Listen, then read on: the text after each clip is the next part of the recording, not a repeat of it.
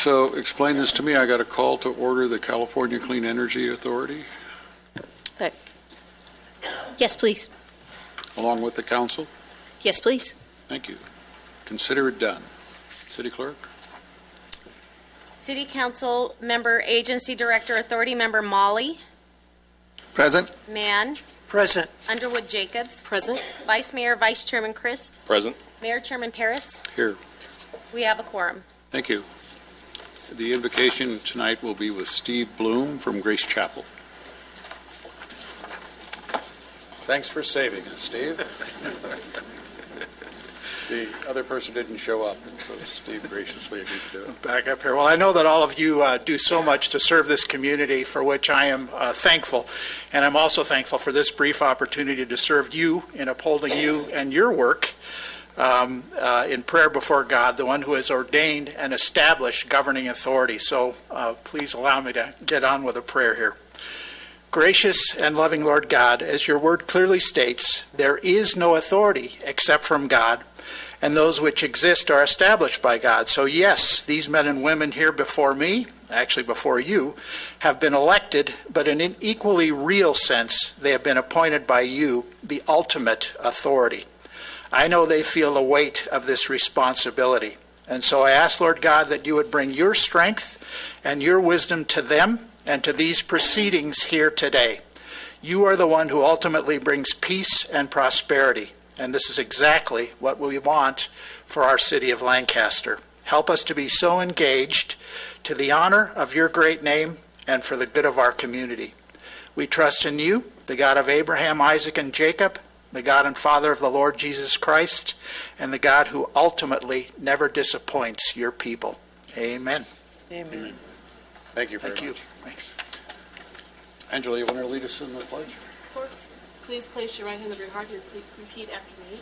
I Pledge allegiance to the flag of the United States of America and to the republic for which it stands, one nation, under God, indivisible, with liberty and justice for all. Thank you.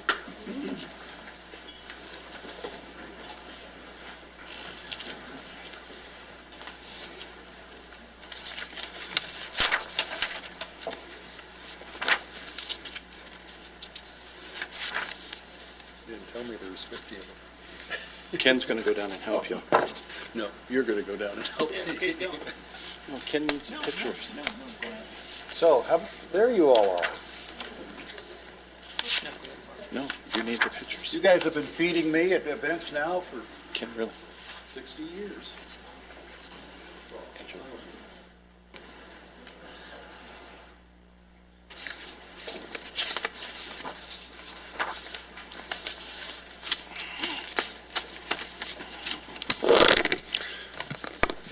Tonight we're honoring the Sherry Chefs, our group of Antelope Valley chefs with 57 years of experience behind them. So it was 57 years, not 60, right? The group is named after its founder, Chris Sherry, a Basque sheep farmer from Albania who settled on Lancaster's west side. He grew alfalfa, herded sheep, and had a love for barbecuing. The tradition started with a one-lamb barbecue at Sherry's home for local merchants. Word of Chris Sherry's delicious barbecue spread. He was soon being requested to help raise money for local service clubs and started the group in 1940. Over the years, the group has barbecued for nonprofit organizations such as Elks, Kiwanis, Shriners, Courts Hill, Women's Club, and many more, feeding thousands of volunteers. The base operations for the chefs is now located in Lancaster Elks Lodge, where many are active members. The Sherry Chefs specialties are barbecue lamb and deep pit beef, but they also cook delicious steaks, tri-tip, and chicken. The Lancaster City Council would like to thank the Sherry Chefs for many years of dedicated service to our community. And why don't you all come up and I'll call your names and do it that way, okay?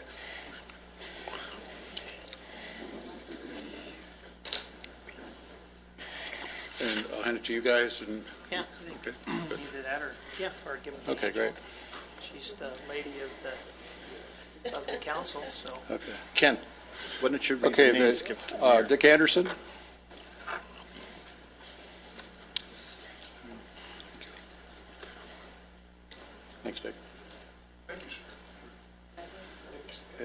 Dick, yeah, why don't we start over here, because it looks like that's a pretty big group. Bill Bowers. Thanks a lot.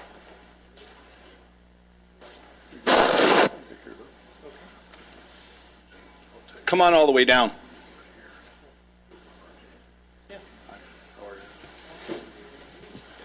Bill? Jim Brockway. Stand right here next to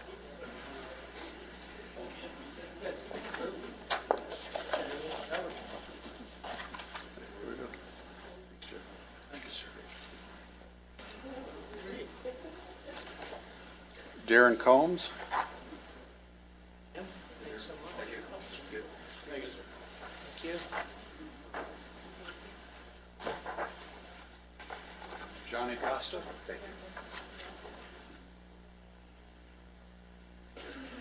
Aaron, thanks so much. Steve Crawwell.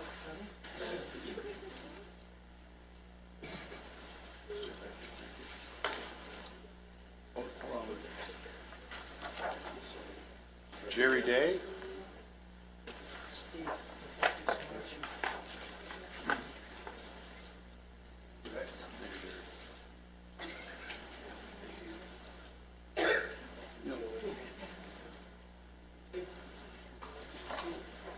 much. Billy Fuller. You don't have a camera like that? No. And it's a big group. You ain't here. Thank you.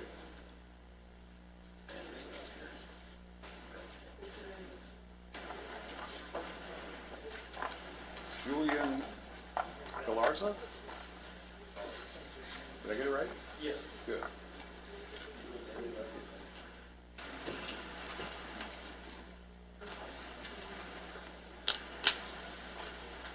Jack Gardner.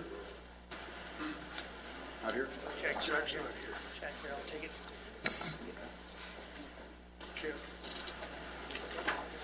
Les Gay.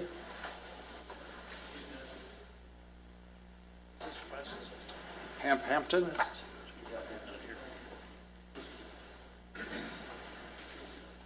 Well, at least they're clustered, huh?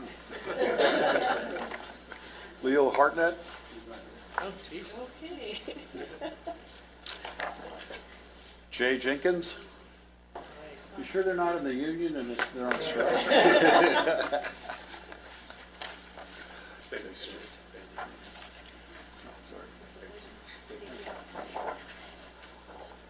John Rapiche? Robier? Okay. He's not here. Behind you. Jim Roadhouse? Another tall one. He's the back. He's in the Thanks, back.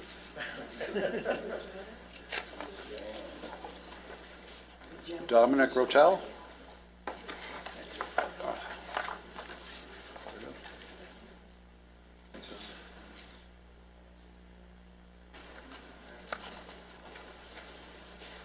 Dennis Simone? He got that. Dwayne Svoboda? Okay.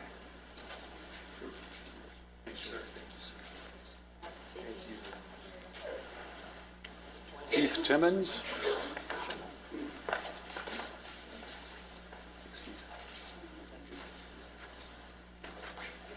And I guess Larry Yost is not here, right? No, he's not. Okay. Behind you. Okay, let's get a photo. You wanna, you wanna rearrange this? Yeah, let's get the tall towards the So back. Dick, that puts you in the back, that puts Dwayne in the back. Here. Here, Ken. And now, is there a president or leader of the PAC?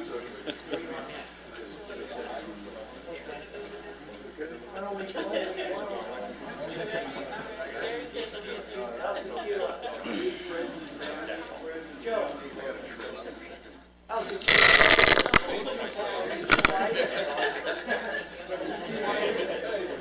didn't know that was not about weight. It was not about weight.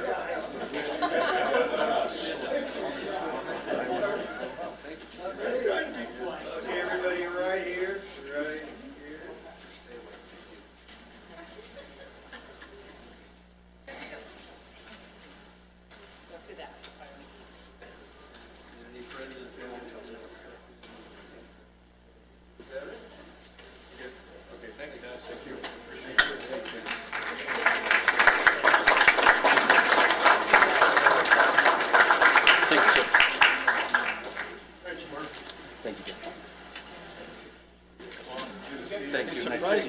Congratulations.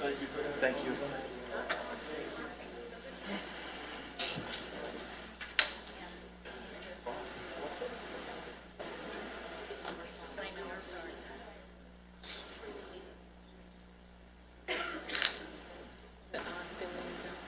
Do what?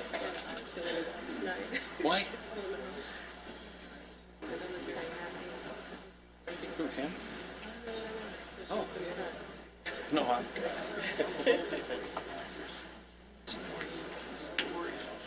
Yeah. I didn't want to bring that up. They got Dwayne, I think is the guy. Dwayne is the guy right there. But they're...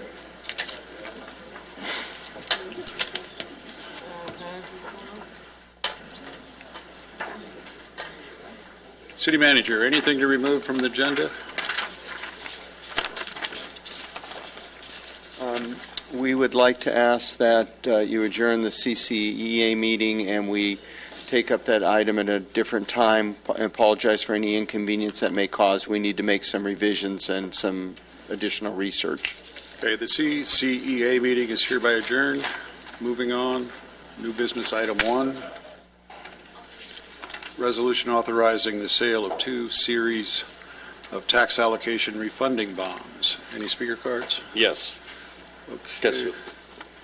Who's presenting? Pam Stats. Oh, sorry. Come on down.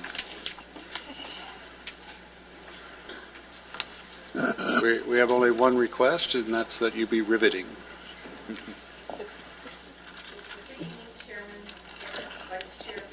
Can you move the mic back? Thank you. Before you tonight is a recommendation authorizing the Successor agency to issue and sell tax allocation refunding bonds. Refunding would enable the Successor agency to realize an approximate $10.4 million savings throughout the remaining life of 6 former Lancaster Redevelopment Agency bonds. It would also enable the 4 local school districts, Antelope Valley Union High School District, Eastside School District, Lancaster School District, and Westside School District, to realize a savings of approximately $4.4 million throughout the remaining life of 3 bonds in which the districts were beneficiaries. If this action is approved tonight, it will go before the Oversight Board for approval at their next meeting on November 17th, and from there it will go on to Department of Finance for final approval. And I'm happy to answer any questions you might have. Any questions? This is a good thing. It is, absolutely. School's going to save $4 million? Yes. That's huge. Yes. Thank you. Michael Williams.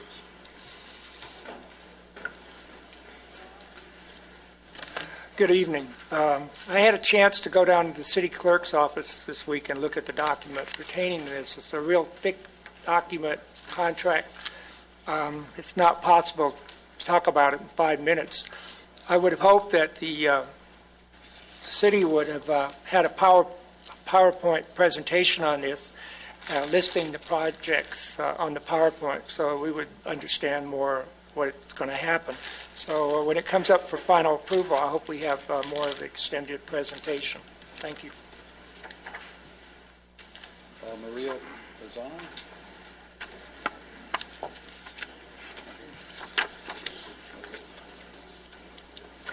Ready for a motion? Is there a motion? I'll make the motion. We adopt resolution number SA 10-15. I will second that motion. She's right there. I don't think she heard, come on the down. requesting party heard you call her name.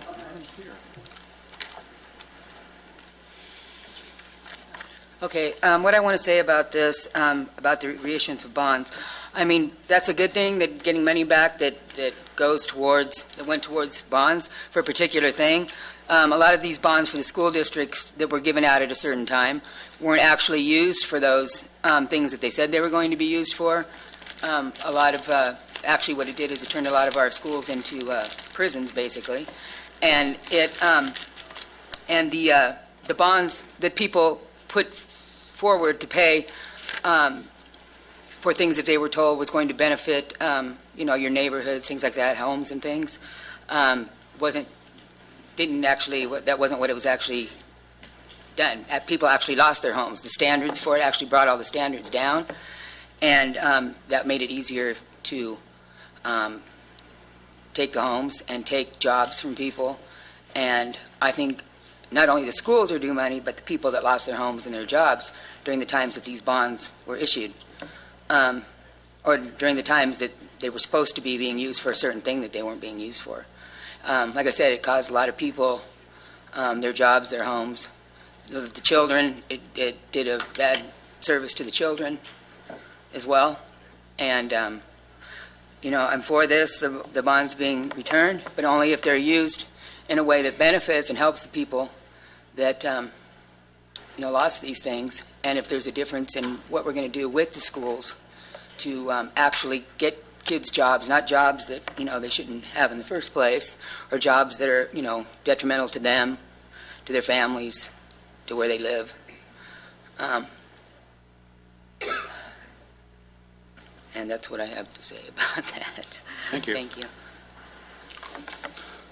Okay, now is there a motion? I'll move we adopt Resolution SA 10-15. Is there a second? I will second that motion. Let's vote. It's unanimous. Is there a motion on the minutes? So moved. Is there a second? Second that. All in favor, say aye. Aye. It's unanimous. The consent calendar, anything to be removed? We need to pull CC3, CC6, and that's it. Is there a motion for CC 1, 2, 4, 5, and 7? I'll move that we make a motion to accept the consent calendar as comprised, with the exception of CC3 and CC6. I'll second. Let's vote. It's unanimous. Yes. CC3.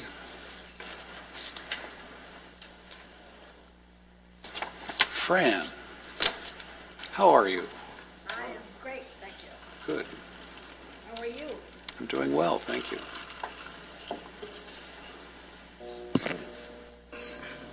Down. Okay. Good evening, Mr. Mayor, Vice Mayor, council members, ladies and gentlemen.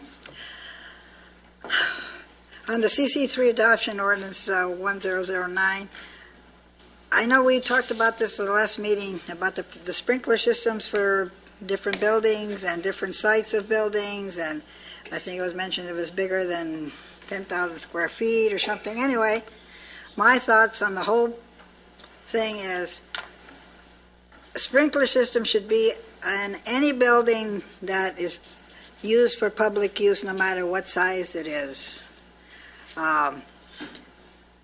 The liability is there if it's a 500 square foot, a 200 square foot building, as opposed to a big, large corporation building. And that's what I have to say. Thank you very much. Thank you, Fran. Thank you, Fran. Maria Pisano.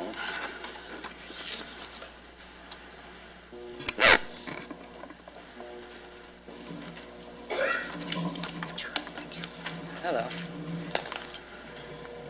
Is this CC3? I'm sorry, what? CC3? Is this C3, CC? Oh, okay, yes, I thought you that's guys took it off there. Okay. Let's see. As far as the fire sprinklers go, now, this is something that's very important because it has to do with our health, it has to do with our livelihood, it has to do with whether or not people are safe. And I don't feel that if we don't have any kind of regulations on these, that it's okay to not have these, to not have some kind of, something that lets you know, like the air quality management and stuff, these type of things that let you know that there's a problem with some of these businesses or some of the things that are being done. I know that it's saying that it's the size of buildings without the fire sprinklers, but I think a lot of these buildings have problems with how they're being, what they're being used, being built with. I know chloride's a big thing that a lot of these buildings are being made with. And a lot of the water issues with the chloride being in the sprinklers in the water system, which is outside of the scope of a building. I mean, it's bigger than what's outside the scope of a building. So, in other words, any kind of spraying that's done or any kind of underground watering systems, I think, could be a problem as well, depending on what's in the water system itself. And I think that it doesn't matter if it's a smaller building or a larger building. If there's safety issues there, that these issues should not be just passed over, or they should not be, you shouldn't get regulators in there that say it's okay when it's not, when it's something that's detrimental or whatever to the health of people or could be killing people. I know there's a lot of people right now that have been really sick, and I think there's a lot to do with it, nobody's paying attention, or they're allowing things that are making people sick, that are detrimental to their health. The power plants, for instance. Also, some of these solar sites, too, you can see where everything's dying around them. The grass, everything is dying around them. So that tells you there's something wrong with that. So instead of doing something about that, we just cut off the water system to everywhere so everything looks like it's dying and dead because we don't have water, so nobody recognizes that. I know that out on 40th Street, where they're spraying sprinklers out there, I went by there and breathed in some of what was being sprayed out there, made me very sick. Some of these systems go into buildings, and that's a concern. Thank you. Michael Reeves?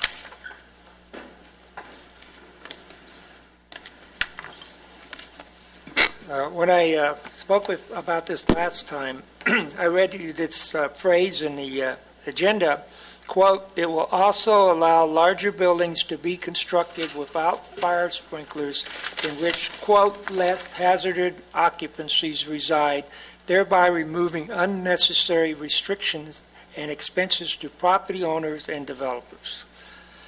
Now, less hazardous, what does that mean? Does that mean a couple people, one person? And what are these larger buildings? You know, are we talking about warehouses and stores? I think if you want to go ahead and do this, this is fine. Not requiring sprinklers, but I think you ought to have a sub-amendment to this requiring extensive fire extinguishers throughout the building and fire exits readily available for people inside these buildings. That's the least we can do for them. We're not going to have sprinkler systems to help them. At least we can have fire extinguishers and properly marked exits. Otherwise, we're going to get a lawsuit one of these days, and they're going to read about it and say, well, you guys were trying to save money, and you weren't thinking of people. Well, we need to think of people. Thank you. Did you want to talk about item 6? Mr. Reeves, did you have something on item 6? I'm sorry, Mayor. Your card said 3 and 6. Okay. CC 6, I made a request of the city clerk at a citizen's request, not my request. A citizen saw one of the city vehicles in some location, and he was wondering how much does it cost the city of Lancaster to purchase vehicles, cars and trucks, and et cetera. So I requested from the city clerk, and they gave me a copy of the budget, department by department. There was no big tally of all the vehicles and all the expenses pertaining to the vehicles. So I gave what information I had to the citizen. He gave me the money to purchase it from the city clerk's office. But I mean, I can't believe here we are talking about spending and leasing cars, and we don't have a master list of every vehicle, the expense, and everything pertaining to all our vehicles. We have to give a citizen a copy of the budget, and they have to go through it and add everything up and subtract it. Thank you. Is there a motion? Motion to approve CC3 and CC6. Is there a second? Second that. Let's vote. It's approved. It's unanimous.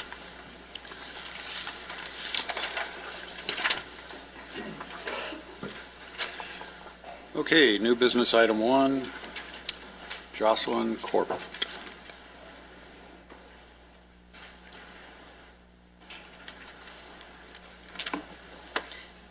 Good evening, Mayor Paris, Vice Mayor Christ, council members. For the past several months, staff has had ongoing discussions with the Criminal Justice Commission concerning proposed revisions to the city's general business license regulations. At their regular meeting in October, the commission voted to recommend the ordinance to City Council. The discussions with CJC were extremely helpful in guiding staff towards crafting revisions that are intended to strengthen the city's ability to protect public health, safety, and welfare while continuing to encourage business development and growth in the city.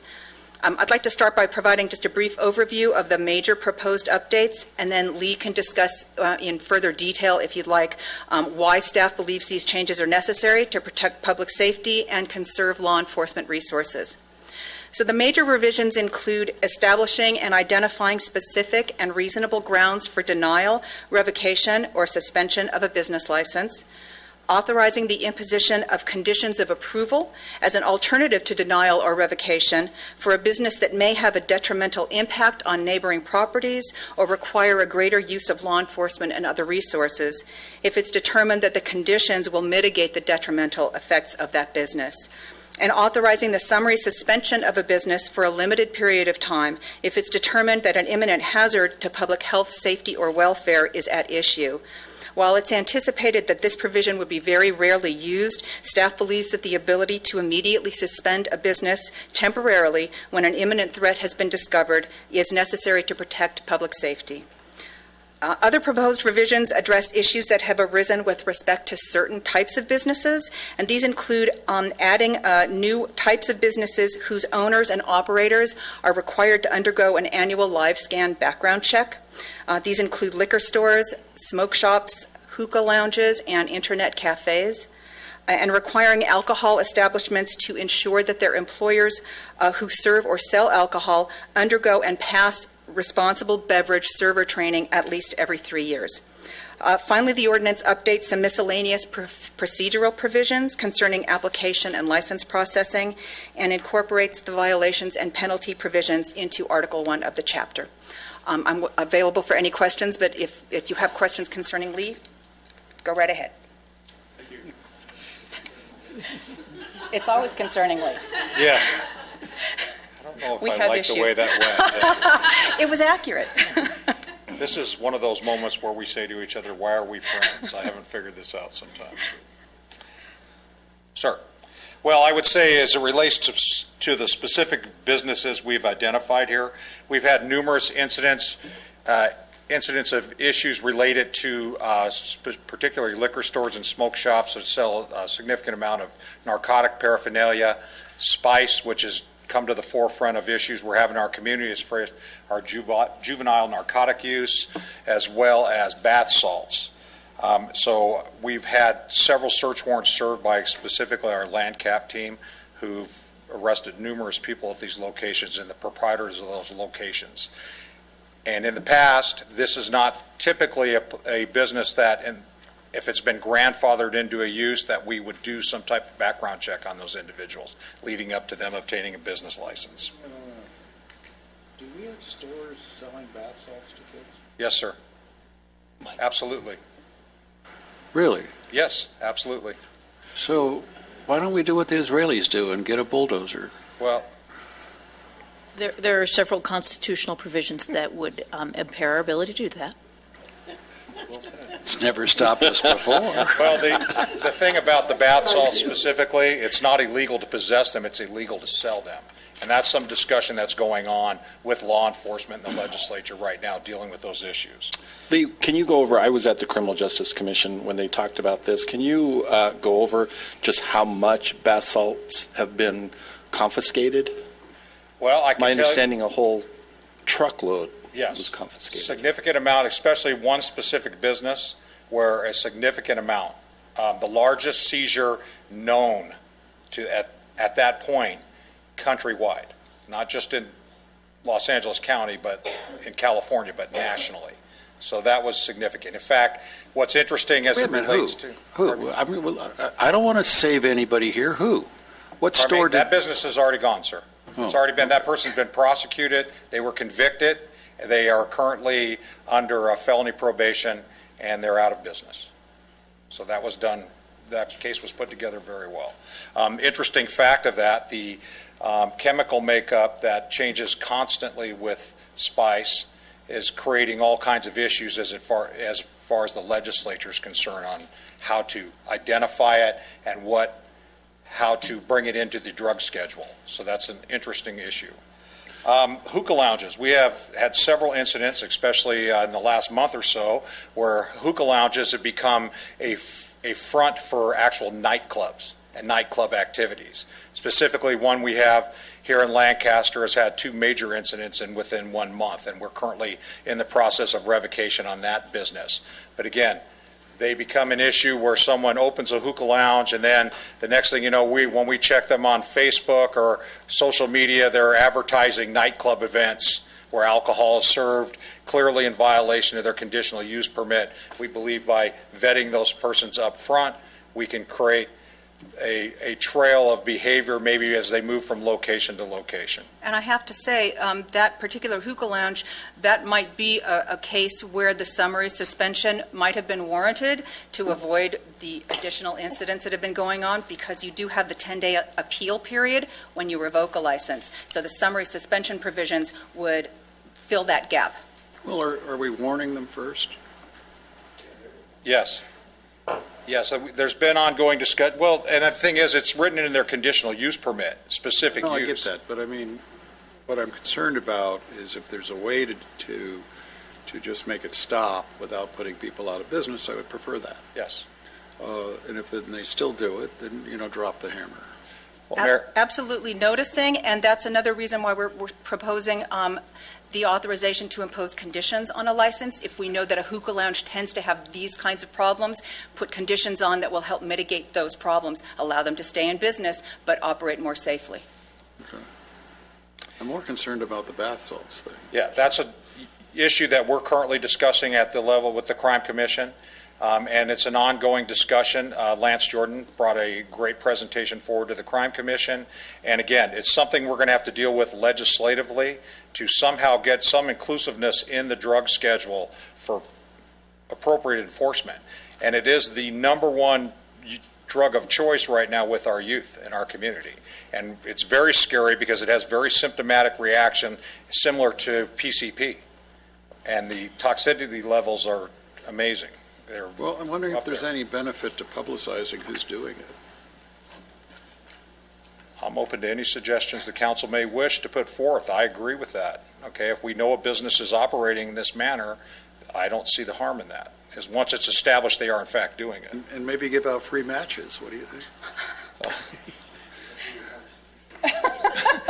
Those pesky constitutional Here comes provisions. constitutional speech, yeah. All right. I do want you to look into that, Mark. Ms. Rozigian.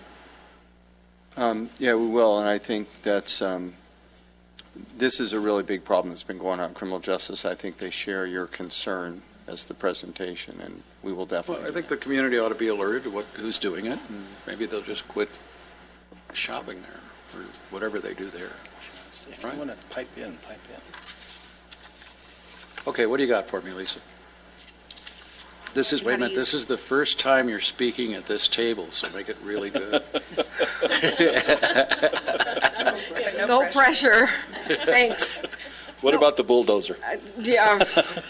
I just wanted to say that that's something that we are looking at right now. We're reviewing a lot of the statistics on the crime rate in the city of Lancaster, and we're working on ways that we can minimize the crime rate and minimize the selling of drugs, because with the work that I do, we do see a lot of victims that come in that have been sexually assaulted by using these bath salts and using these drugs that they're getting from smoke shops and from the hookah lounges. Thank you. Can they prosecute them for child abuse if they sell it to a child under 18? I definitely think based on, if you spun it appropriately, yes, based on that action, sure. And you have to establish certain things to meet those elements. involve law enforcement and getting creative. Yes, sir. All right. Thank you. And I'm more concerned about minors than adults. I mean, if adults want to kill themselves, let them. Is my philosophy on that. But on the kids, I really think we should hurt them. Yes, Right. I agree. Okay. Good. Thank you. Thank you. Okay. Maria Pisano.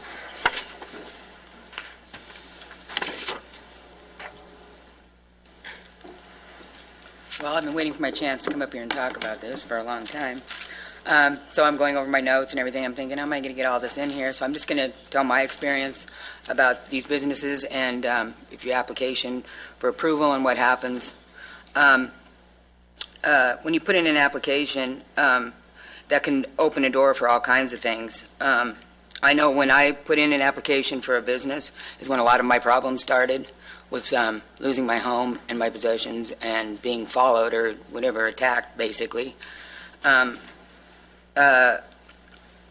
What this does, what these applications for approval does, is it allows, if you're involved in any kind of business that's going to interfere with someone else's business, maybe, or a business that they don't want you to know about, or you're reporting on any kind of business or anything, what allows it to do is coordinate and obtain reports from all kinds of different agencies, including the Sheriff's Department, the Board of Equalization, Animal Control, like, what is that, Public Health Department, Fire Department, Alcohol and Beverage.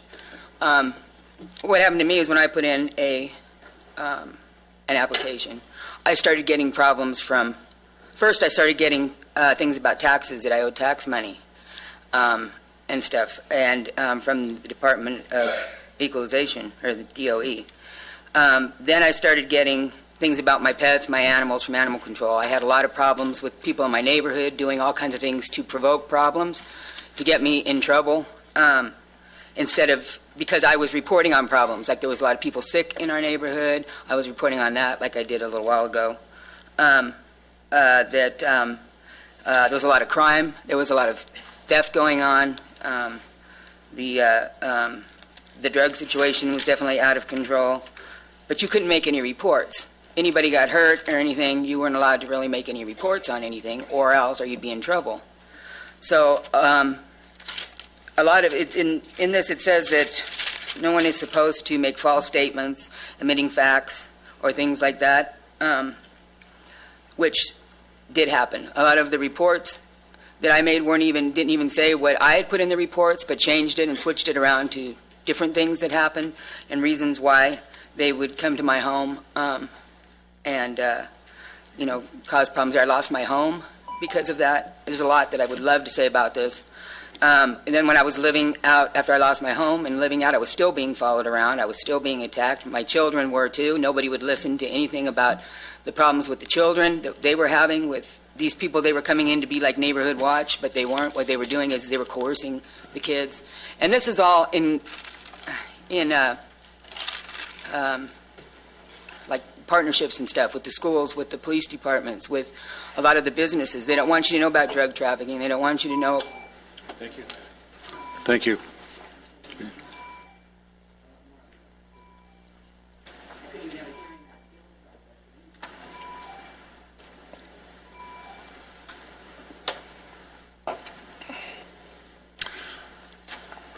New business 2. Do we have any speaker cards? We need a motion and a second for... Oh, that's right. I'll move that we introduce ordinance number 1010. Is there a second? I'll second. Let's vote. It's unanimous. NB2, any speaker cards? We have 2.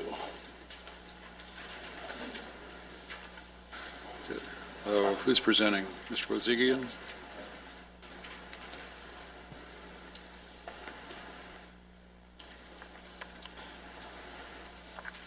Thank you, Mayor Paris, City Council members. I'll be brief, as I think everyone's very well aware of the flash flood on October 15th. The council on October 27th passed a declaration declaring an emergency situation, allowing for the immediate repair and redesign of some city drainage facilities.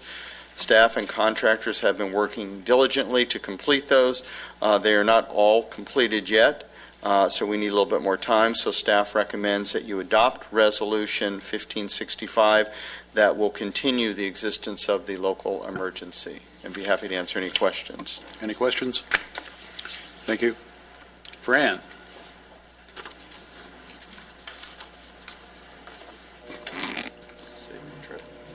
Okay, thank you. Okay, Mr. Mayor, Vice Mayor, council members, and ladies and gentlemen. On this particular thing, when everything is nice, it's a good thing, the emergency repair and redesigning, but what about the existing storm drains as they are now? If we have El Nino coming about sooner than what people think it is, all our drains, are they being cleaned out now to be able to take in the water? Because I know the drain across the street from where I live, when it rained the last time, and that wasn't a very hard rain, it rained hard for maybe 5-10 minutes, and that drain was backed up on the street. So is that going to be also taken care of on all the existing drains? Yeah, there's several things you do to prepare. One of them is constantly going throughout the city and cleaning drains and stuff. They do clog up during rain events. That's why we have crews out during rain events as well, too. And then we have our hot spots that we always make sure are clean and monitor during storms. So, yeah, that's a constant thing. Great, thank you. That's what I need. Thank you very much. Thank you. Thank you, Fran. Mr. Reeves?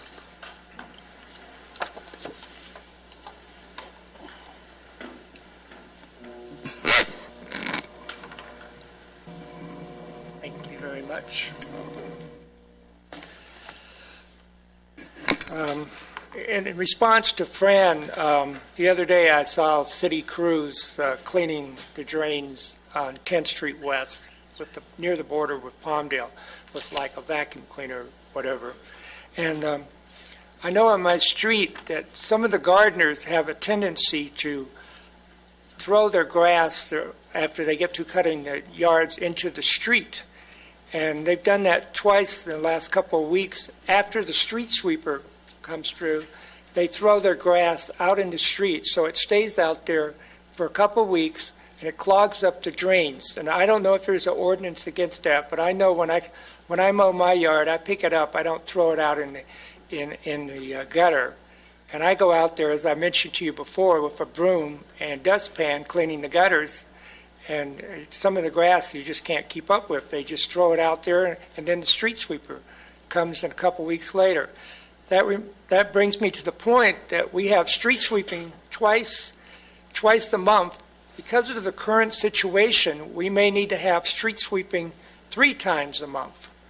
Somebody ought to contact the National Weather Service and see what the projections are. And if we're going to have some bad storms coming, it wouldn't hurt the city to have the street sweepers out there 3 times a week and notify the citizens, because those drains have to be clear. Otherwise, the last big rain we had, for the first time I saw half of my street flooded. I've never seen that since I've been up here in 8 years. Half of the street was flooded.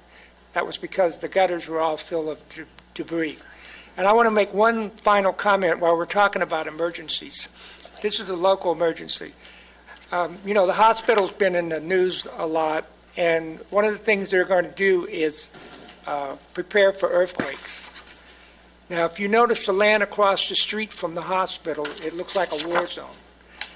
The city of Lancaster should talk to the AV hospital people and have one of those lots seeded with grass, because if there's an earthquake and the buildings go down, they have no place to set up a triage except in the middle of the street.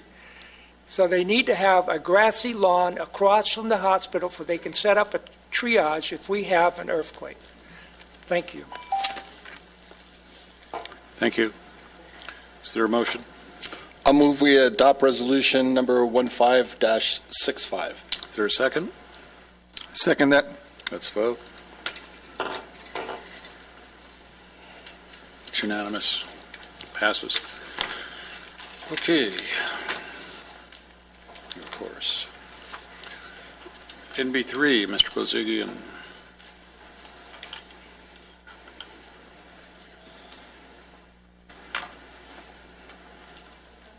Thank you again, Mayor Paris, City Council members. Before you today is an agreement with Hermosa Beach to provide some services to allow them to become a community choice aggregator.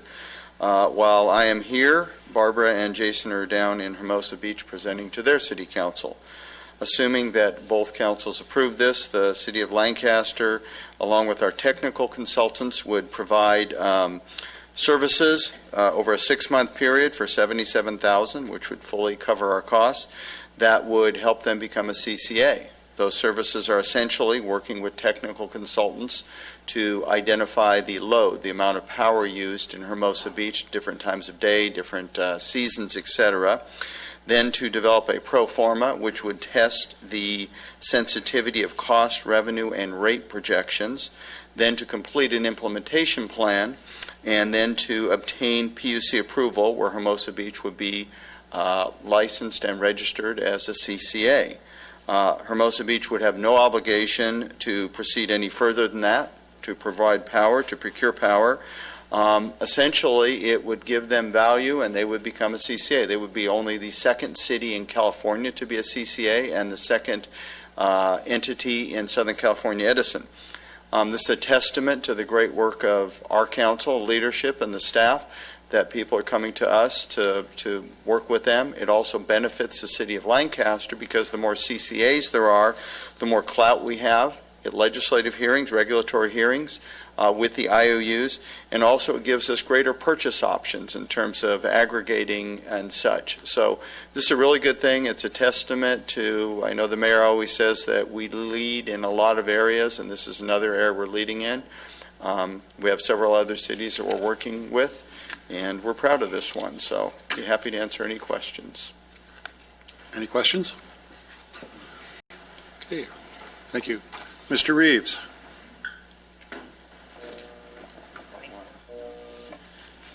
Well, you know, I really don't care if Hermosa Beach is a CCA. I'm concerned about Lancaster. I mean, we need to talk about our own CCA here. What are we going to get for $77,000? How many employees of the city are going to be involved? How much is it going to cost Lancaster to provide these employees, including their wages and benefits? Are we really going to get something out of this, or should these people be here, emphasize creating and working on our CCA, and then maybe sometime in the future when we get established, maybe we can help someone else? Thank you. Is there a motion? I'll move we approve NB3. I'll second that motion. Let's vote. It's unanimous. It passes. Okay. CR1 council reports. I have a report from our regular scheduled meeting of October 22nd for the sanitation district. We had to do an emergency repair to some of the earthen ponds out there that from the flooding that was experienced out on the west side. So we had to appropriate $300,000 for that, and we did have an emergency fund set aside for maintenance and repair. So that was appropriated to be able to do that repair. And then the second item, and never considered this, so I think it may be on the horizon for the sanitation district, it was brought before us that potentially our rates may be disproportionate for the seniors. And, after giving it some thought, with 1982 criteria that has not been really updated, I think we may take that under consideration, and we may move forward as a body and direct staff to do a study and potentially see if there is some movement there where, because again, it's just a hunch or suspicion that senior citizens typically have a tendency to use less water. Why? I'm living in a smaller unit. Potentially, what was brought to our attention is we've got some senior housing here in Lancaster specifically where 300 square feet apartments, and we don't have any kind of special rate against a single-family dwelling that's significant. So that would be a good example. And we do have those as an example in our trash rates.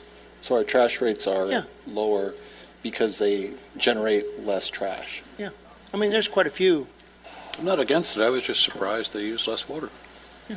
I mean, Is it per capita or per dwelling? it's just dwelling, yeah. And I'm just assuming, too, you have to realize, too, that unfortunately, you know, of course, I'm only thinking about Marvin in the future, you know, the next year or two. But as, you know, as you get older. Next week or next month is really not the future. But again, typically, if you've got a senior that lives alone, you know, that's not typical of a typical single-family dwelling where there may be 2 to 3 children in the house, and, you know, big difference in my viewpoint. So we're going to look into that. Yes, 1982 criteria, so we need to take... But wait a minute, doesn't that mean that other people's rates have to go up, assuming it's... No, I think there's enough, appropriate? Rex, I think there's enough fat.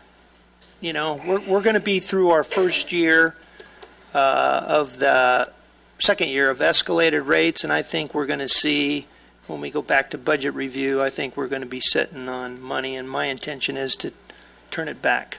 What happened to that $1 billion?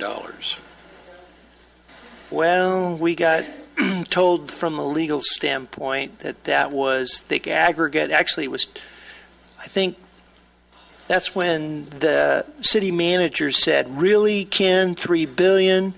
And it was really $2.1 billion. But that's the total aggregate for all the sanitation districts. And we were told that by California state law that we can't tap that resource. So, because we've looked at different ways, both Jason Cottle, Mark has sit in, and we've tried to figure out if we could tap into that money supply. But my intention is to continue to be diligent about keeping the purse strings tight at the sanitation district. Allison, they got $2 billion sitting in some bank account nobody's touching. Yeah, they do. That's my understanding. So why haven't you figured out a way to sue them and get some of that? I'll get on Because that. a great lawyer once told me, they always give you some money. I mean, are you really telling me we can't tap into that? I said I will find a way. Yeah. Thank you. But there was 2.1. Mark, he thought I had the zeros. I mean, $1 billion here, $1 billion there, pretty soon it adds up. That's what I told Mark. I said, who's counting after $2 billion or $3 billion? What the heck? Just saying, Mark, just remind, I won't forget that one. And just for the record, both these individuals are older than me. But we don't look it. Oh, maybe we do, huh? Yeah, I wouldn't put that up to a vote. On the Transportation Summit, I'll let Angela do the Transportation Summit because she was there, quite involved in it. But ABTA has, and we put on our agenda that we're going to try to be the first bus company in the world to go all electric within 3 years. That's amazing. That's impressive. So we're taking major steps. So we have the cooperation of the different air quality districts throughout the state of California. So we're going to look to see how many grants we can get and possible to make it happen. For those of you at home that want to know the reasons for that, is the cost per mile is 35 cents a mile to run an electric bus. It's about $1.57 per mile for a diesel bus. So there's a significant difference when you have a 12-year range of the bus and it goes 800,000 miles. We'll save the cost of the bus for years to come. So it's a good thing for us. Angela? All right. Well, from the Transportation Summit, I got some stats from Lieutenant Bronier from CHP. He said that DUI-related collisions are down year-to-date 21%, which is comparison to last year, which is good news. However, fatal collisions are flat. Well, I guess it does. Fatal collisions are flat with 17 year-to-date, which is, in comparison, is a 3-year average. So I thought stats are okay, but it hasn't gotten as bad as you might believe that they have, depending upon who you speak with. I also, this past Saturday, had the pleasure of attending the AV Pastors Fellowship in NAACP. They had a program that was actually recognizing CHP, the Sheriff's Departments for Palmdale and Lancaster, LA County Fire, and then emergency medical technicians as well. It was a great event this past Saturday. Thank you. Any questions? Okay.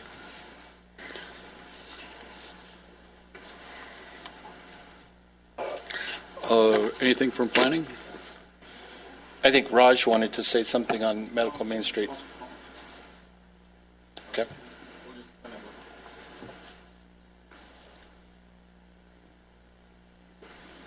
Thank you, Councilman Mann, for not talking anymore about seniors. Appreciate that. It was about Mark. But you were looking at me.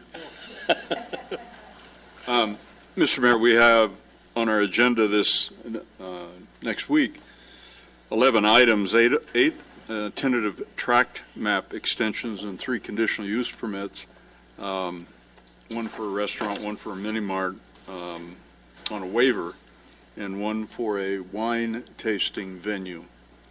So I'm sure we'll have interested public members testifying, particularly on the mini mart. Look forward to that. Thank you. Is that code for a liquor store? Could be. How many vacancies do I have on the Planning Commission? Currently 1. Depending on the vote, you may have more. That's correct. Good. Thank you. You'll talk to them, I assume. Okay. Mr. Molly. Yes. Medical Main Street. I'm sorry. Medical Main Street. I always was wondering, I never got to detail about it, but I was aware of that. So finally, I got to sit with city staff and then the team who's working on a Medical Main Street. And the opportunity I had, I was amazed by that entire project. It's coming to Lancaster.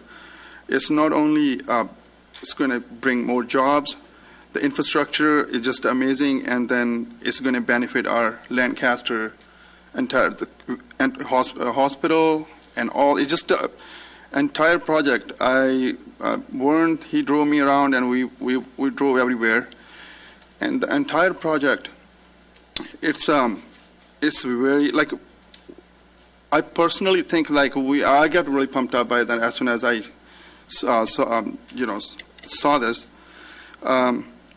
Our next project plan is we wanted with this Medical Main Street team to present a presentation to all the Antelope Valley doctors, hospitals, and put them together and then just show them what we City of Lancaster thinking.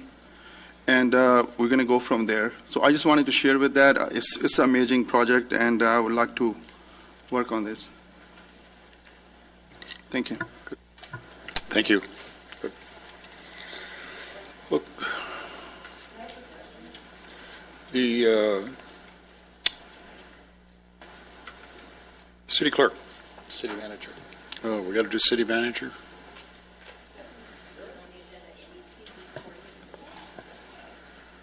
You got something?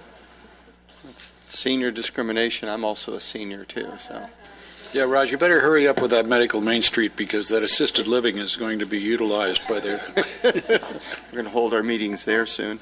Just a couple things. Bit of good news, I think, because of Fran and the mayor got the attention of the county, and Christine at Mike Antonovich's office is going to get 15 computers for the senior center. So, see how it works, Fran? That fast. That was very good. I mean, seriously, that's going to help a lot of people, and so it was very nice to see, and they jumped on it quickly. That was good.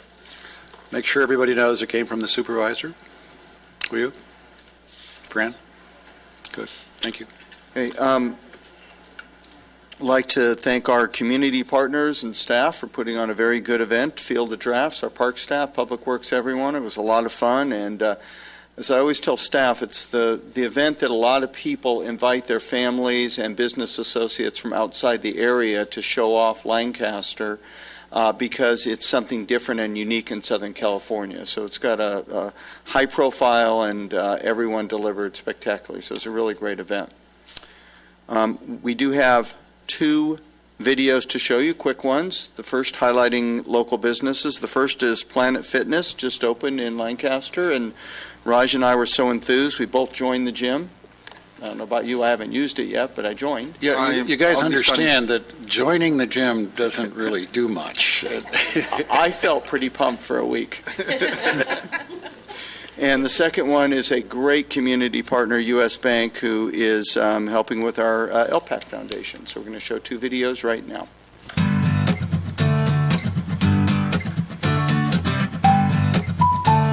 We're here off of Valley Central Way for the opening of the brand new Planet Fitness 3001, 3002.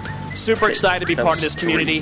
The community's been fantastic, and we hope to give back. We opened the doors October 13th, a surprise opening a day earlier than we told everybody. We announced it on Facebook. We had great momentum from our pre-sales, and we're going to hope to continue that momentum. The corporation is over 1,000 units nationwide. This is just the first unit in the AV. We're so excited to be supportive by the community here in the AV, and we hope to have many more to come. Planet Fitness is the fastest growing franchise in the nationwide, and they're doing really good. And having a $10 membership is amazing. They already have signed up 6,000 members. I just want to wish him the best because, it's not easy, opening a business. As being a small business to a small business, I'm always there to support. And the city of Lancaster is always there to support because we are all about our businesses and keeping our city safe and healthy. So we are in a win-win situation right now. Lancaster was one of our first choices. It's such a great community, and we felt that this is one of the best places to be able to open up a Planet Fitness, that it would be well received. And everybody's been so receptive, and everybody's been so gracious, and just everybody's opened their arms, opened their doors to be able to let us in. And the chamber's been great, the city's been great, the mayor's been great, everybody's been great. We can't thank everybody enough. There's a reason why this is the most business-friendly city out there, and we absolutely concur, and we hope to do much more business with this city going forward. This shows that our city attracts businesses in our town, more jobs for our town, and it's all around. It's an amazing thing. In the next 5 years, this place is going to be even better where we are today, and I think we have a future and a potential to make this city amazing city, and people will move. People wanted to move in this city.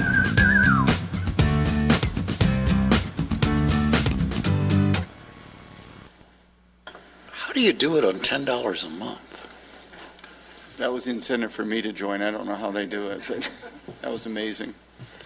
Well, now it explains it.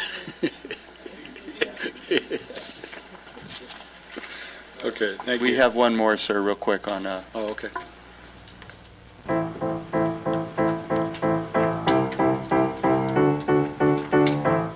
This is our 3rd year in a row that we provided $10,000 grant to the Lancaster Performing Arts Center's Arts for Youth program, so making it a total of $30,000. It's just such an important organization to have in the community. We just feel that it just gives value exposure to our youth and our students throughout the Antelope Valley. Well, this money is going to go directly to the Arts for Youth program. I mean, that's really where so much of our budget goes to, is to bring the students from the schools to the LPAC to experience the arts. And so that's where U.S. Bank has really put all their money on this one. If it wasn't for these types of partnerships, the LPAC Foundation wouldn't be able to function. I mean, we rely so much on the support from our community partners to make sure that our programs keep operating. If it wasn't for U.S. Bank and a lot of our other partners, we wouldn't be able to continue to do what we do. We're so appreciative of U.S. Bank making this contribution. I mean, when we get a specific donation that goes specifically to the youth, Arts for the Youth, I think that is fantastic. Throughout the city of Lancaster, we are a major supporter of events, and all of our branches and our employees and our organization really support throughout. It just goes to show you how tight-knit this community is, that a huge corporation like U.S. Bank will look to the stakeholders here in the Antelope Valley. They have thousands of banks all over the world, and they gave us $10,000 here in this community. It's just a really tremendous thing. On behalf of the mayor and the city council and the city at large, we're so appreciative of U.S. Bank.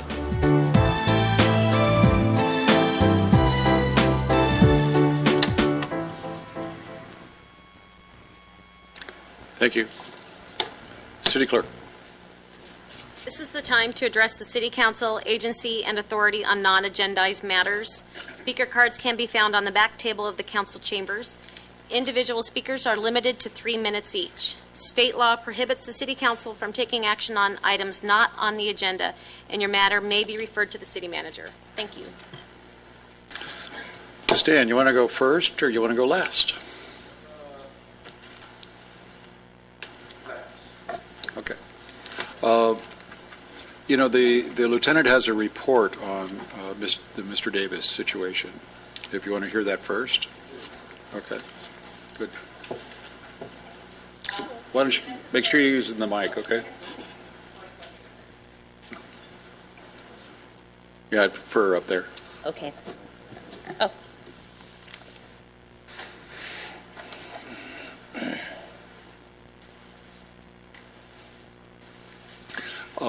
Why don't you pull it back this way and address the audience? Just flip the mic over towards me. Oh, on this side? Just flip it over towards me. Okay, good. That's great. Okay. Mr. Davis's case is actively being worked. Detectives have identified a suspect, and there is a warrant that has been issued for him.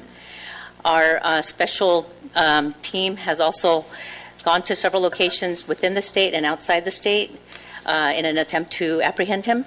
There are a couple other things that we can discuss with the detective, like America's Most Wanted or Fox 11 News. I don't know if they've done that, but that's something else that if the homicide detective hasn't brought to your attention, we could do that as well. And I'd be happy to put you in contact with them and communicate with the media and, you know, use the family and whatever information you guys have. So let me know afterward. I'll be here afterward. Okay? Any questions? Okay. Okay, Cottrell X.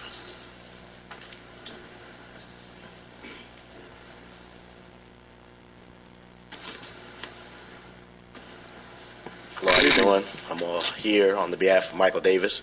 Michael Davis was my friend, and I wanted to know, what are you guys going to do as our elected officials? Offer a award or something to capture his killer. I seen in the news that you guys put out an award for a dog that was burned with acid. No, you didn't. No, you didn't. You did not see that from the city of Lancaster. The county of Los Angeles did that. All right? Well, okay. Well, besides that, the county of Los Angeles, well, the city of Los Angeles have gang intervention programs, and you guys really don't have any gang intervention programs, so that way we can start decreasing some of the crimes that occur in our communities. You say that the police officers are here to serve and to protect us, but daily we fail to see them serving and protecting us. And things like this, like Miss Yolanda Davis shouldn't have to worry. I'm sorry, Miss Yolanda Davis shouldn't have to bury her son due to gang violence. So my question to you is, what kind of programs will you guys back in order to make sure this don't happen to any young people in our community? Well, you know, when people talk to me about gang intervention, I'm always a little confused about what they mean. If they mean developing programs to get people out of gangs, you've come to the wrong place. As far as I'm concerned, if somebody's in a gang, they are the enemy of this city and should be treated accordingly. Now, if you're talking about programs to keep people from joining gangs, I think we have a lot of those. I think we could have more. Unfortunately, we're very limited on the funding. But there isn't any other city in this country that has the neighborhood impact homes that focuses more on the neighborhoods than we do. And if you haven't been to those neighborhood impact homes, then you really are somewhat misinformed. But let's not make any mistake about it. If a person is in a gang, I want him in prison. And that's the only place I want him. That is the policy of this city. All right? I understand to a degree. Thank you. one more question. Yes. If you don't mind. So you said that these people in gangs are criminals, right? That's exactly what I said. I think they are public enemies. I think they are domestic terrorists. And that is across the board. You know, sometimes you guys look at them as criminals, but actually they are not criminals. There are people who are being deprived of their equal justice under the law. And something has to be done. If somebody is in a gang in this city, you look at them as animals, criminals, and savages. Thank you. Yeah. Mr. Adams.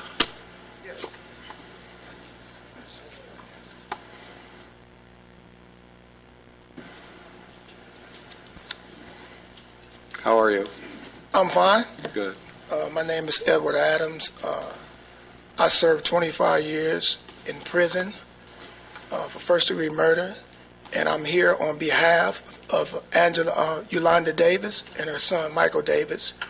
And most of my questions were answered. I have one question that I still have that I would like to ask. And I would like to know if there can be any money allocated toward helping find, the murderer in this crime. Normally what we find is that the necessity of rewards is to find the suspect, meaning we don't know who did it, and we need people to come forward and tell us who did it. What was the young girl's name? There was one young lady who was murdered a few years ago, and I put up the money. And because I put up the money, we were able to put the guy in prison who killed her.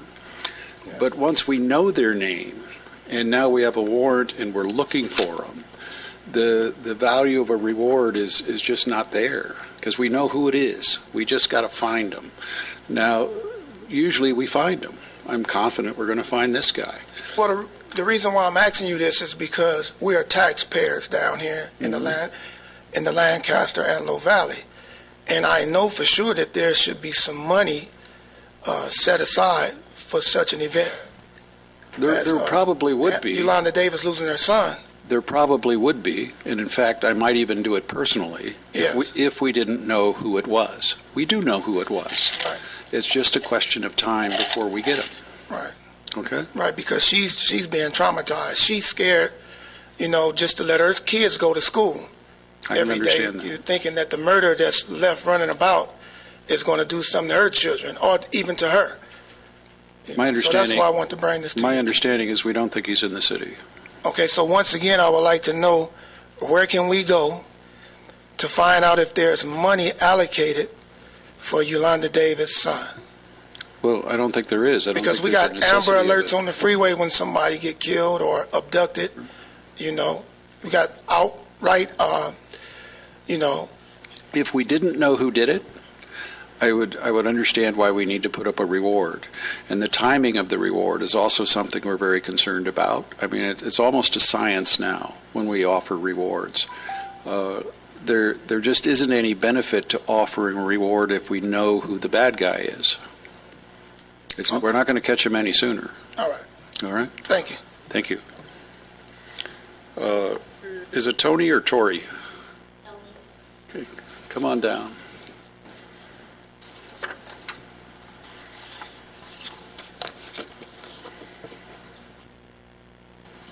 Hello. Hi, how are you? Fine, thank you.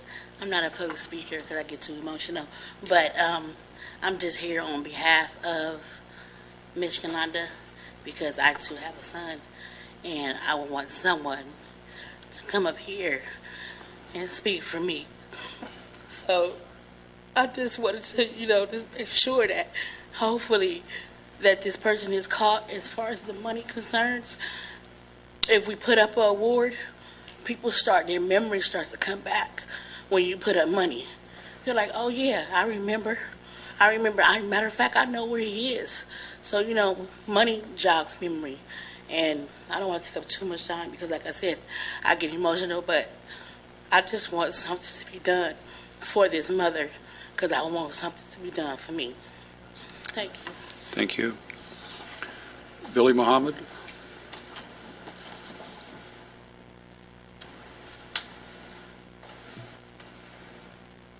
Good afternoon, guys. I'm here on behalf of Yolanda Davis, too. and her son, Michael Davis.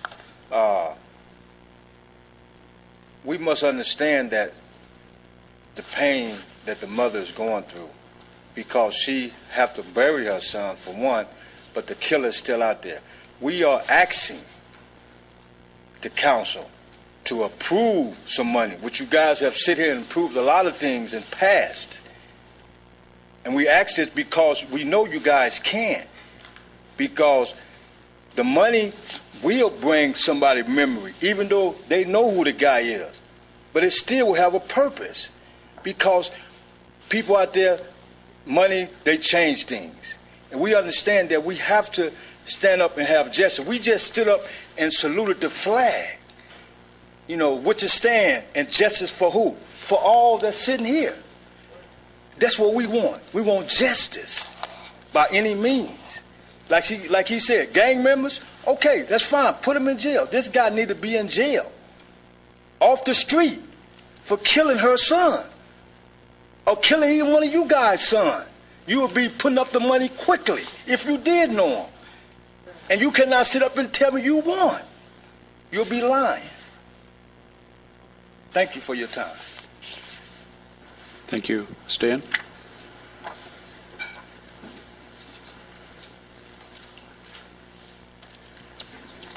First and foremost, to the mayor, vice mayor, and city council, commissioners, and those that is listening to this testimony.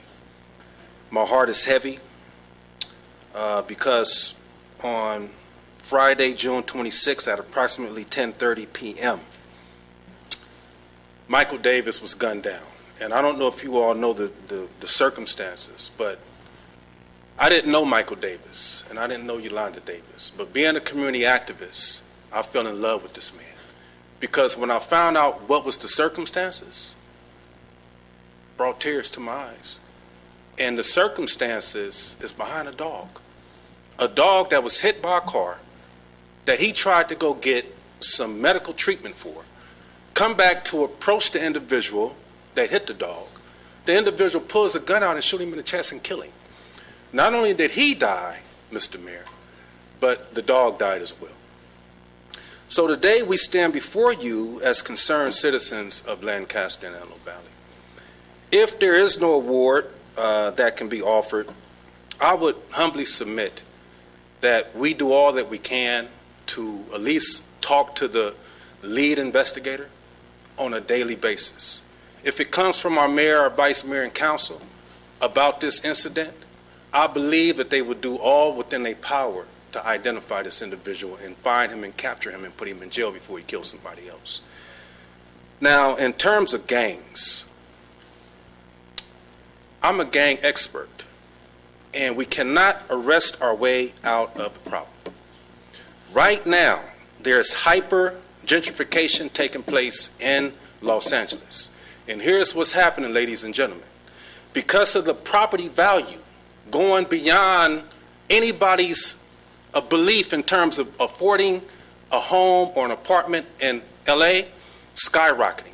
So what's happening to the Antelope Valley? We have a migration of gang members and families coming into this city. And if we don't get on the front end of this thing, we're going to be looking at more of Mike Davis's. And I don't want to see no more of Michael Davis's in Lancaster and Antelope Valley. So I humbly submit to you all the expertise and the knowledge that I have in terms of what we did in LA to develop a comprehensive violence reduction strategy, working with law enforcement, working with local officials, and working with stakeholders to begin to address the issue that apparently you all is naive to. Now, we can say lock them up, but I say we need to treat them. Because a gang member is a human being, and a lot of times what you'll find, Mr. Mayor, is that these individuals don't have no love in their life. So when you talk about bath salts and all these drugs out here, who you think use it? Black and brown youth in most cases. And who you think toting guns? Because the person who killed Michael Davis looked just like Michael Davis. It was a black on black crime. So I humbly submit to you that we develop a comprehensive violence reduction strategy from a community-based standpoint. I humbly submit to you that we look at the Boston model, we look at the LA model, we look at Chicago, even though Chicago violence is at an all-time high. But we should look at these models now and be on the front of this thing, because you're going to have more migration, sir, coming into the Antelope Valley. Why? Because the affordability of a home is cheaper, more affordable than Los Angeles and any other part of this county. So I humbly submit that we do what we can, and we do it in honor of Michael Davis and his family. Because at the end of the day, if we don't address it, it's going to get worse. And that prison over there is not big enough, sir. And I don't want to see us build more prisons. Thank you. Stan. Look, Yolanda, can you come up and bring the photo? I just want them to see it, please. Stan. Photo? Yes. Don't ignore me. I don't ignore you. I'm not ignoring you, sir. Bring the photo. Okay. I hear you. We're done. Thank you.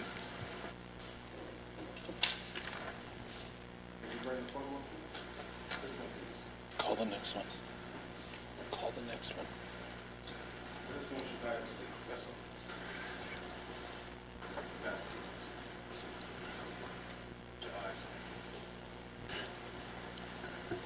Michael Reeves.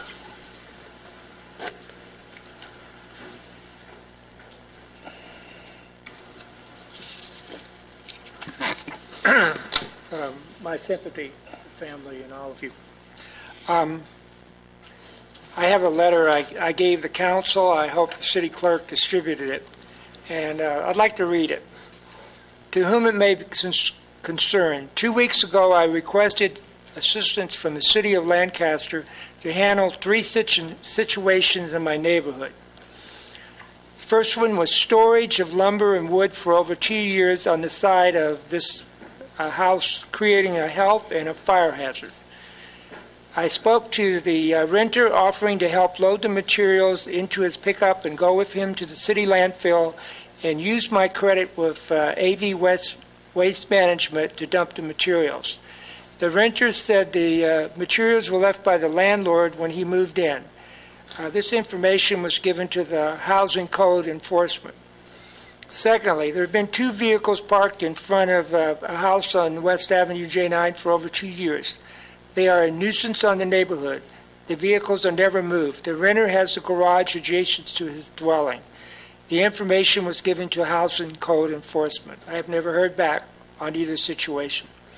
I spoke with Public Works about the parking of large pickups at the corner of West Avenue J8 and 12th Street West.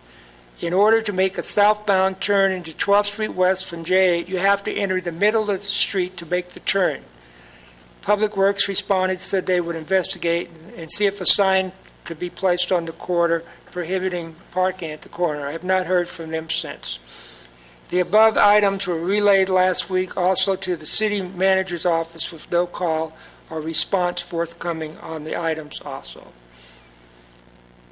You know, I'm a taxpayer. My taxes are $300 more this year, and I deserve a response, and any citizen in this city deserves a response when they ask for assistance. If I were sitting up there and I heard about this, there would be a letter in someone's file. It's not conscionable. If a citizen asks for something, they should get a response. And I have a recommendation. In the future, any contact a citizen has with this city, whether it's a phone call or a letter or speaking with someone, they should get a number. And that number should correspond to them. And at the end of the month, these numbers and these people's names should be computerized, and you should see these and see how the city acted on these requests by the citizens. Thank you. Can you go for a couple more seconds so I can...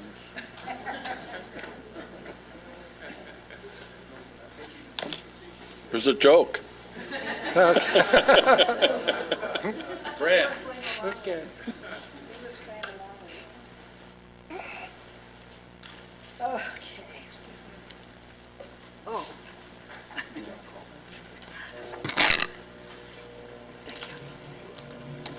Mr. Mayor, Mr. Vice Mayor, Council, ladies and gentlemen, yes, thank you, Mr. Bosigian. I also, that's what I was going to comment to about the seniors getting their computers. The room that's going to be used is already being wired and getting ready. We didn't have the furniture, but we got some recycled furniture from an office from downtown. So that's in the works. Thank you very much. On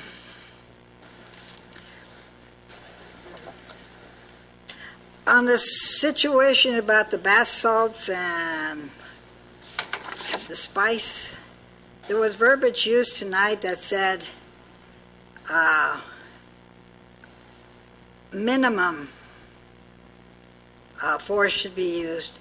Shouldn't it be a total elimination to those people that are selling these things to the public, not minimized and not given a pat in the back or a pat on the hand and say, don't sell this or else? Shouldn't they be a little bit more firm, be told more firmly about not selling these things? Fran, if it was up to me, it'd be public executions. I mean, I've been riding around since I've been going on Access from here to Arcadia. Look at my mom's in not too good shape, and I go about 3 times a week there, and I go by Access. And I'm driving around because you know how they pick up different people from different parts, from Lake LA all the way to, well, Lancaster and some Palmdale. But anyway, my thing is, and my thinking was, why isn't Lancaster more commercially built up as far as retail? Basically, our retail system is, our big store is the one on 20th Street West and 20th Street East. But we don't have I know, Amazon. Amazon, well, that's the reason. Amazon. Amazon is a visited retail throughout the country. Yeah, right, but how come we don't have buildings here to our stores, or Targets? Because everybody's shopping on Amazon. But how come still in other places buildings are being, different retail stores are going up and they're having business? Not true. No? Every city in America, there's vacant retail everywhere. Okay. Oh, one quick thing. I've been approached from several people that's been watching the City of Lancaster City Council meetings, and they say to me, this is in accordance to what was spoken about the television situation. I'm not here to be televised. That's not my purpose. But they do say that's nice to put a face to the back of the head that I see on TV. So why can't we have a toggle or something for the cameras? To do what? Well, so that when Fran's up, we can have a face. Yeah, right. We face cannot view. differentiate And when based on Mike's the up, we'll content have a of the back view. speech. Pesky Constitution. That pesky Constitution again. Okay, thanks a lot. I appreciate everything you do. I'll talk to you later. Okay. God bless you all. Thank you. Okay. Desert Thank you for Paradise taking me in Mobile time Park. before I get to the piece. What? Wait your turn.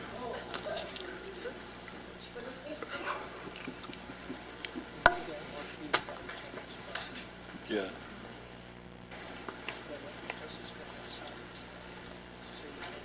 No feet. Good evening. How are you? Hello. What's your name? You didn't put it on. Yeah, my name is Cecilia Gill. Hi, Cecilia. How are you? I'm here to represent the people in this park. I have a list of signatures from all the people in the park. They came here on October the 10th, beginning of the year, to complain because the park is doing overchargings and rent, also in bills. They're not respecting the rent control. I have a letter here that they're supposed to only increase 1.5% or 1.2%, depends of how it's changing the year. and the rents are extremely high. The park is in a very bad conditions. It's a very deploring conditions. There is mobile homes that are very decayed. Also, there are overflowing septics. There was last year overflowing septics like every day, and the smell was terrible. There were not service on time. We came for the beginning of the year to do this complaint about the septics, but then they changed the septics to another ones, and I have the picture. She has the pictures of the one they installed. They installed the septics with holes. These septics right here. I would like you to. Can somebody bring that to me, please? Over there. If you'll take it to her, she'll get it to us.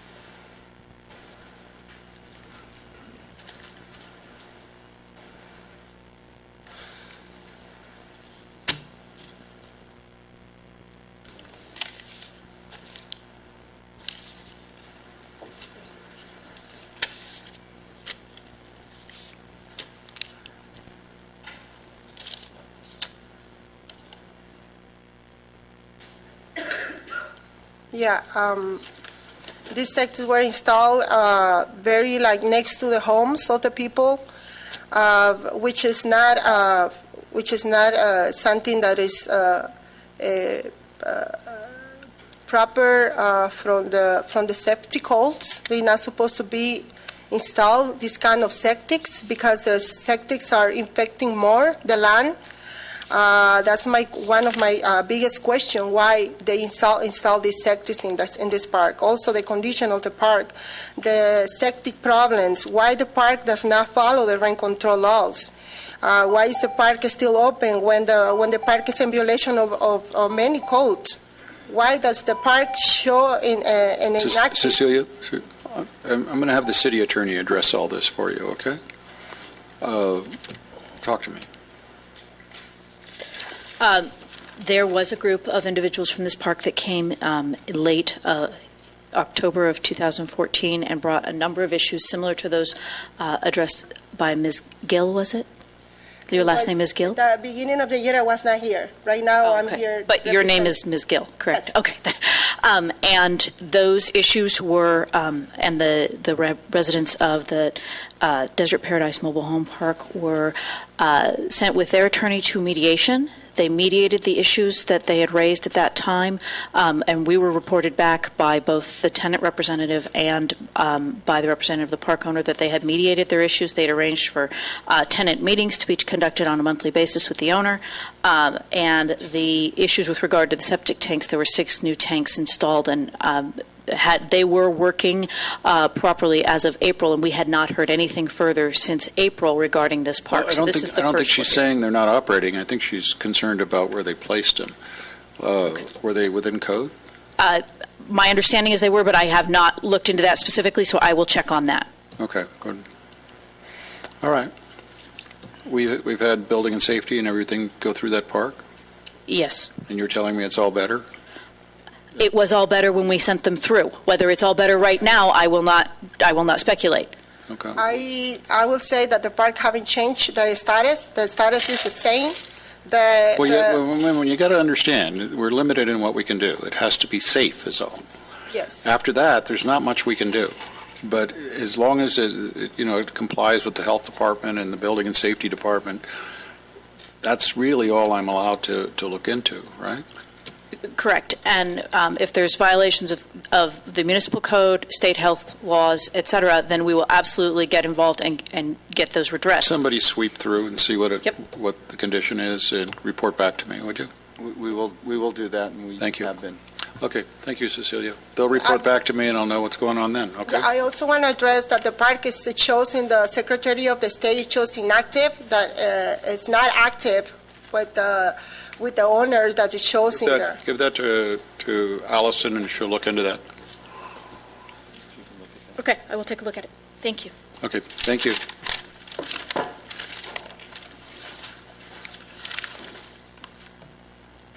Wally Melendez.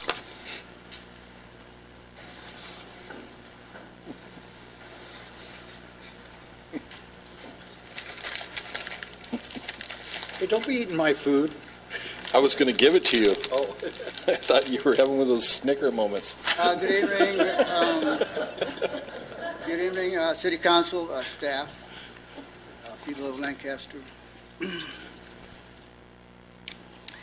I have a question here. Do the bus drivers? I know that there's people over here that sit over here all the time. Do they actually work for the with the bus company? No, they're props. Well, Mayor, every time you laugh like that, you take my time. Don't make me laugh. Do the bus system? It's broken. Yesterday, I had to wait 2 hours for the bus in the cold and the wind. And Are you saying the bus was 2 hours late? That's right. And it's not the first time. Now this is my question, Mayor Paris, if I may.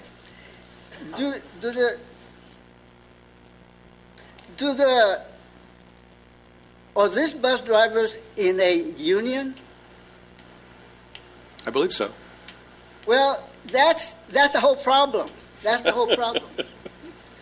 The bus drivers union is the whole problem, Mayor Paris. You're not sucking me into that. That's why the bus system in Lancaster is broken, because it's the union that's controlling it. And it's the union that's controlling them, and it's the union that's controlling you. Now... Wally, since you said all that, let me inform you, it's not unionized. Who? It's not unionized. The bus drivers are not unionized? No. So he's not being controlled by them, nor are they.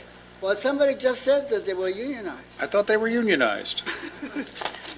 You don't know, my friend. Okay, now you're making me laugh. Okay. So anyway, it's broken. It's not working. It's horrible. It's a horrible bus system in Lancaster. Now, these people, I don't know who they are, and I don't want to know who they are. All I know is that you or somebody put them out there to... They're the bus drivers. Well, you know, the bus drivers, they come to the meetings every They are city. not running the bus system. I don't know what they're doing, but they're not running the bus system. Thank you. You chose wrong. I guess I did. Kurt, come on down. And talk to me, not the bus drivers. I swear I don't know how you folks do it. Thank you, Mr. Mayor. Thank you, council members. It's been a while since I've been here, and I heard a lot of emotion expressed today, and a lot of difficulties and a lot of problems and issues that need addressing in one form or another. But what I want to say, even though we've had our slight differences here and there, I admire what you're doing. You're doing a fantastic job. I've lived for the last 40 years in a lot of municipalities, Orange County, Hollywood, Burbank, Glendale, so on and so forth. I have never seen the kind of oppressive situations that are being forced on Lancaster by the city of LA. I work daily doing charitable work. The homeless, the addicted, the mentally ill. The numbers are increasing exponentially. Yet the city is doing its best to try to support the organizations, the charitable organizations that are there to help these people. As I said, I admire you. I don't quite know what I would do in your position because it is overwhelming to some degree. To maintain a city with a stature of Lancaster, I live right off the boulevard. I love the boulevard. Halloween was marvelous. The go-kart races were far better than I had expected, and much better than they were last year. The city is doing its best, but at the same time, they're being hit with situations that are somewhat overwhelming. The recent census taken, when we went out in the desert and counted the homeless, the percentage of increase is tremendous. Yet the city still tries to do its best and do what is good for the community, because the community is the most important thing. I heard emotions that I could not fathom from people that spoke earlier. And it's a horrible thing. Gang violence is a terrible thing. But how do you contain it? You jokingly said put them in jail, and well, maybe not even jokingly, right? Seriously. And I can't agree with you more. So today I'm giving you kudos. The city of Lancaster is an amazing community, and I'm proud to be a member of it. And I am 4 seconds away from finishing. Thank you very much. Have a great day. Okay. Any comments for the City Council? I have one.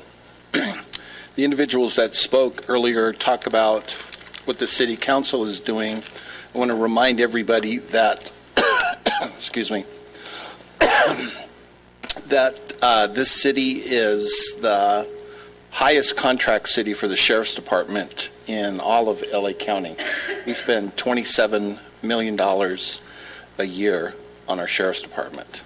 And we also have a gang unit over there that is second to none. So we're doing our best on what we can do.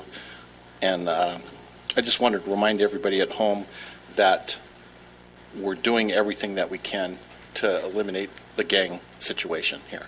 Yes. That's all. Thank you. Anyone else? We all good? Okay. City Council meeting is adjourned until Tuesday, December 8th, 2015 at 5 p.m. Carol, my day is done and I'm coming home.